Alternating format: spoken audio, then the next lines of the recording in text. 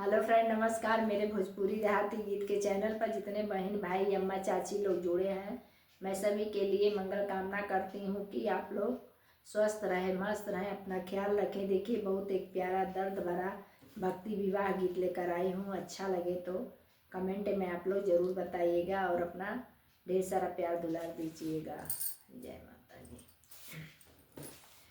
राम लखन दोनों बन के हेरिया हो, बन बीचे गुरु रुखाच। राम लखन दोनों बन के हेरिया हो, सीता के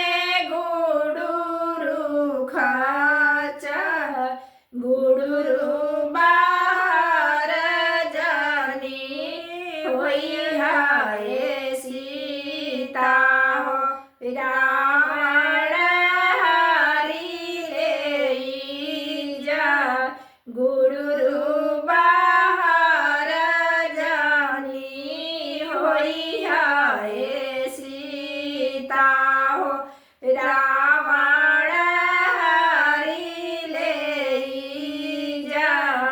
जोगिया के भेष धइले आवेला रावणवा हो, भिक्षा देई मोरी माता।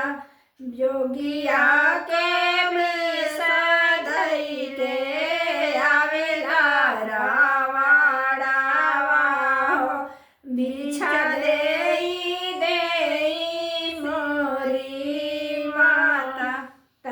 कैली चांदिया ऊपर कैली सोनावा हो। जोगिया के बिछाड़ा रे जर तर कैली चांदिया ऊपर कैली सोनावा हो। जोगिया के गुरु भीतर माता भिक्षा नहीं लेबो, बाहर होके तू ही दे। गुरु भीतर माता भिक्षा नहीं लेबो, बाहर गुरु बाहर सीता भिक्षा देवे निकलेली। उनके रावण हरि ले जा, गुरु बाहर सीता भिक्षा देवे निकलेली।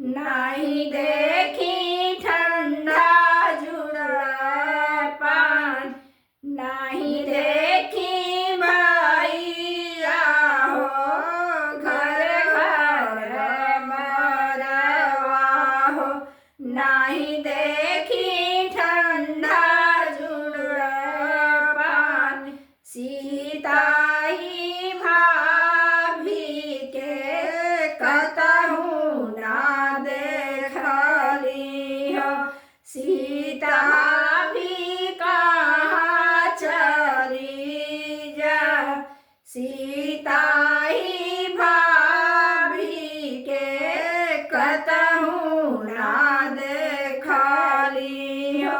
सीता भाभी